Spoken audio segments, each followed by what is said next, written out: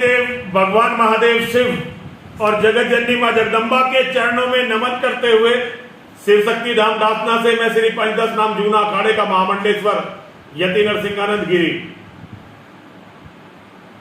सत्ताधीशों ने वादा किया कि हमें कॉमन सिविल कोड दिया जाएगा। कॉमन सिविल कोड मतलब कोई किसी धर्म का मानने वाला हो, सब एक ही कानून से भारत में चलेंगे। और जैसा कि मेरा विश्वास है, हमारे सत्ताधीश बहुत महान होते हैं। सभी जानते हैं, हिंदुस्तान के नेताओं से ज्यादा ताकतवर, शक्तिशाली, अपनी बात का पक्का नेता मैंने दुनिया में नहीं देखा। पूरा देश जा रहा है कॉमन सिविल कोड की तरफ। कॉमन सिविल कोड जहां सबके लिए एक ही कानून हो, एक ही कानून। और वो कौन सा कानून होगा? वो कॉमन सिविल कोड होगा शरिया का कानून। शरीयत, भारत में बहुत जल्दी शरीयत लागू होगी। इसके आसार दिखाई देने लगे हैं। कैसे? देवभूमि उत्तराखंड,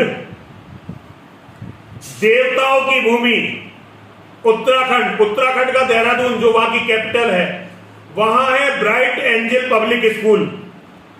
M.K. हुसैन उसके प्रबंधक हैं। ब्राइट एंजल पब्लिक स्कूल और M.K. हुसैन है उसके प्रबंधक। उन्होंने अभी जुम्मे के दिन की छुट्टी घोषित कर दी।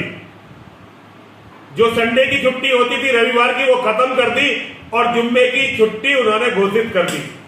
आपने देखा होगा, ऐसा झारखंड के स्कूलों में भी हुआ है, ऐसा छत्तीसगढ़ के स्कूलों में भी हुआ है, ऐसा हर उस जगह हो रहा है जहां मुसलमानों की जनसंख्या बढ़ती जा रही है और उनका वर्चस्व बढ़ता जा रहा है। तो मुझे लगता है कि 2029 में जैसे ही भारत का प्रधानमंत्री मुसलमान बनेगा, तब यह पक्का हो जाएगा कि कॉमन सिविल कोड इस देश में आ जाएगा। कॉमन सिविल कोड यही तो है। हमारे नेता अपना वादा पूरा कर देंगे, बाद में हमें समझाएंगे कि कोई बात नहीं है। इसमें क्या अंतर है? हमारे बहुत सारे नेता बता ही रहे हैं इस्लाम के पैगंबर की खूबियां, इस्लाम की खूबियां। तो ये बताएंगे कि भाई चाहे कॉमन सिविल कोड में रहो, चाहे शरिया में रहो, इसमें अंतर क्या है? मैं ऐसे नेताओं को बताना चाहता हूं, धन्य है आपकी मां, धन्य है आपके पिता जो आपको पैदा करते हैं। हिंदुओं, इन नेताओं के भरोसे एक दिन तुम सब कुछ खोने वाले हो। जैसे जैसे मुसलमानों के अधिकारी, मुसलमानों की ताकत, मुसलमानों की मैनेजमेंट की कैपेसिटी बढ़ रही है, यहां धर्मनिरपेक्षता बिल्कुल समाप्त हो रही है।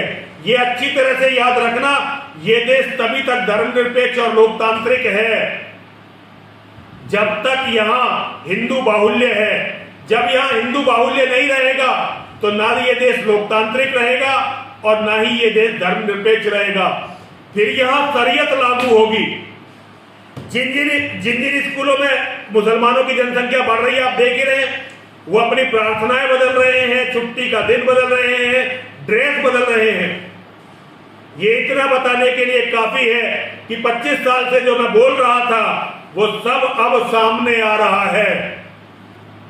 नेताओं ने जो कुछ आज तक आपको बताया वो झूठ के सिवा कुछ भी नहीं था, केवल आपको मूर्ख बनाने की बात। जैसे गांधी ने कहा था ना कि इस देश का बंटवारा मेरी लात पर होगा, और हिंदू कहते थे कि गांधी जी तो गांधी बाबा बड़े सत्यवादी हैं।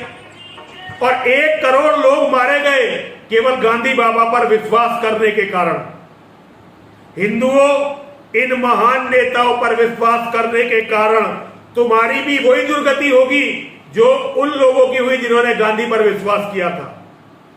शरीयत की एक बात याद रखना हिंदुओं, अगर शरीयत लागू होने के बाद कोई मुसलमान यदि तुम्हारा कत्ल कर देगा तो उस पर कोई मुकदमा नहीं चलाया जाएगा। जैसे हमारे यहाँ कुत्ते बिल्ली को मारने पर मुकदमे नहीं चलते, लोकतंत्र में तो फिर भी चल जाते हैं, लेकिन शरीयत में काफिर को मारना कोई अपराध नहीं होता। अगर शरीयत इस देश में लागू हो गई और तुम्हारी बहन बेटी से किसी मुसलमान ने बलात्कार कर दिया तो उसका ये अपराध नहीं माना जाएगा।